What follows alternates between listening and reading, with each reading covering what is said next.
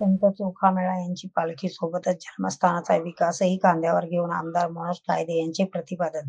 1998 पासून संत चोखामेळा जन्मोत्सव हा लोकोत्सव होण्यासाठी हर्षवर्धन सपकाळ, बाबूराव नांगरे, गाडे अभ्यासक, प्राध्यापक कमलेश खिल्लारे, सरपंच, सचिव आणि मंत्र्यांपैकी तत्कालीन सामाजिक न्याय मंत्री राजकुमार बडोले, धनंजय मुंडे, डॉक्टर राजेंद्र शिंगणे, माजी आमदार तुकाराम कायदे, डॉक्टर शशिकांत खेडेकर, जिल्हा परिषद सदस्य उषाताई खेडेकर, बाबूराव मोरे, प्रकाश पाटील यांनी जी मेहनत करून कोट्यवधीचा निधी प्राप्त करून घेण्यासाठी प्रयत्न केले, हे वाखाणण्याजोगे आहे. आता इथून पुढे महत्त्वाची जबाबदारी माझ्या खांद्यावर टाकली, सोबत पालखी घेतली.